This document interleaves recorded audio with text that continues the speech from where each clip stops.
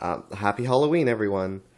I thought I would do a fun video showing something kind of Halloweeny I just picked up at a store downtown called Worlds Collide. It was only $10, so I thought it was worth it. But it's called Final Days.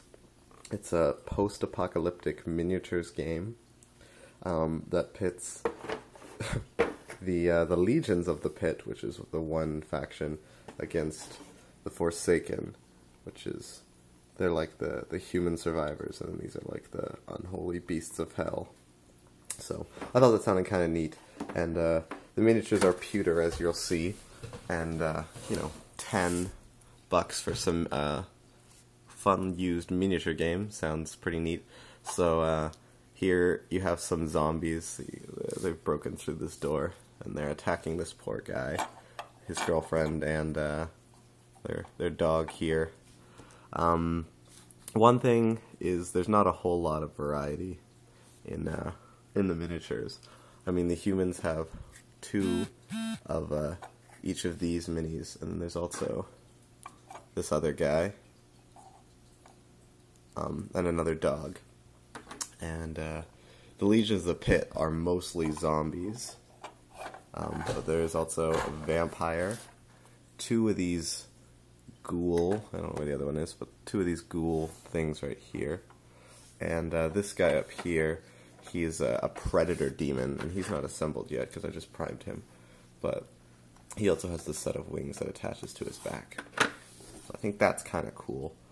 One thing, I have not played it yet, but it does come with not only this unfolds again and again and is double-sided, so it's much bigger than that. It has another map over here, looks like a parking lot of something, as well as a bunch of cut-out pieces of terrain. You can see some of them already on there, well, or printed on, like that and the broken door. So that's always pretty sweet. I don't have to make my own terrain or anything. It came with quick reference or tables.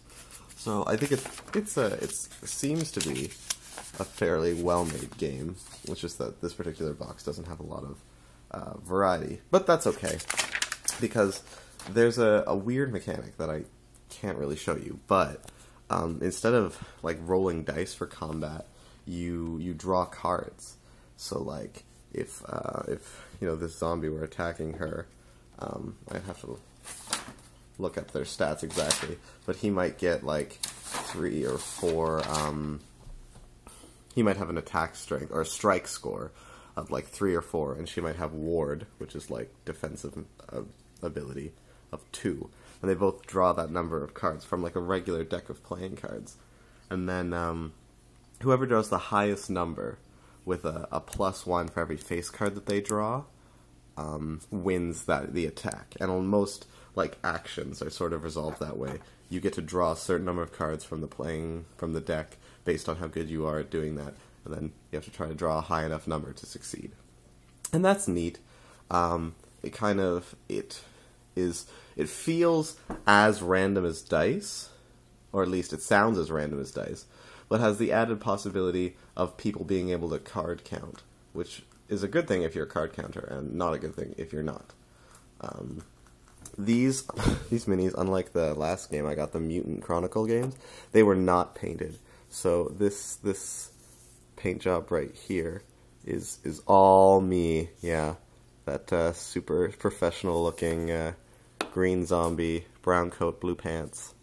It's all me, and these people with their bleached blonde hair, Aryan hair, are me as well. I primed them all first, which is not something I usually do, because for the longest time I was stuck without black or white paint. I know, how the hell did I paint anything without black or white?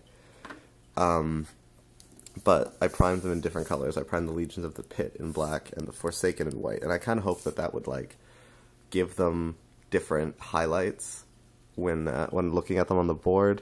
And they kind of do, but it's not as effective as I thought it would be.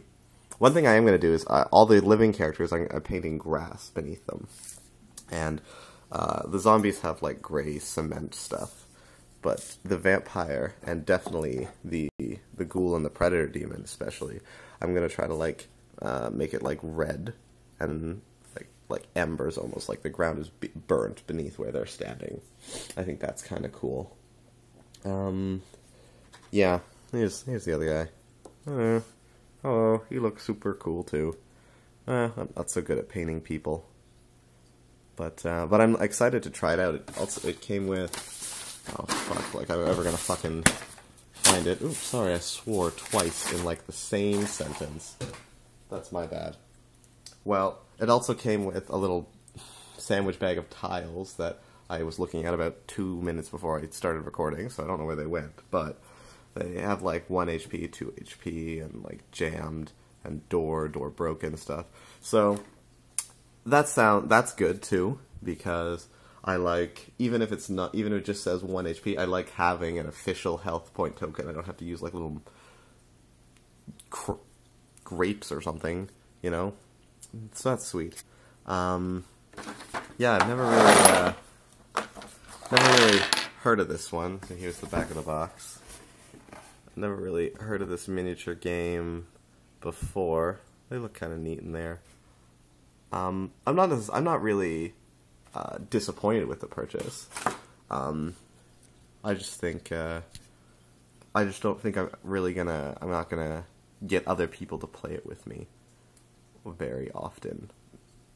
But anyways, happy Halloween, everyone. This is in Sandalwood 99, looking at his used copy of Final Days, the miniature game.